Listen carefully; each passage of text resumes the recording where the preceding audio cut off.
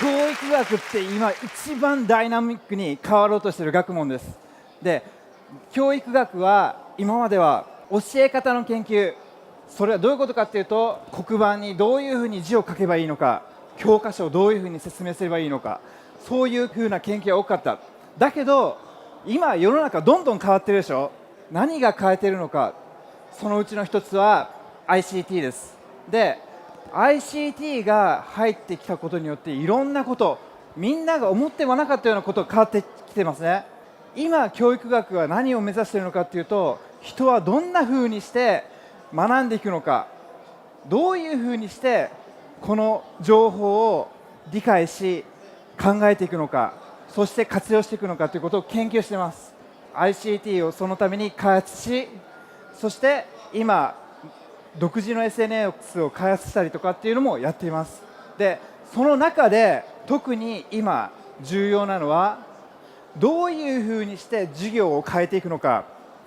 皆さんの受けている授業、例えば講義を受けて、そしてそれを理解して、宿題を解く、そういうことが多いと思うんですけども、今反転学習って知ってます？まずビデオで授業を内容、講義を聞く、そして授業中にはお互いにその内容について重要なところを話し合う、演習する、そういう学習が中心になってきます。そうすると、今までこの先生の授業、もうちょっとここのところは詳しく聞きたいなということを、こういうスマートフォンで動画で確認したりとか、この内容はもう分かっているからどんどん飛ばしてばいいやっていうふうなことを、やることができる。で、そういう研究をしていく中でいろんなことが分かってきました。一体人間がどういうところに興味を持って、そしてどういうところから知識を得ていくのか、その研究をすることによって、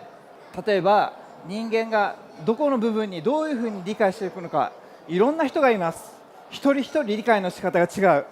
その理解の仕方を大きな一つのデータベースにして、こういう人はこういうところをこういうふうに理解していくのかということが分かってきました。そして今教育学は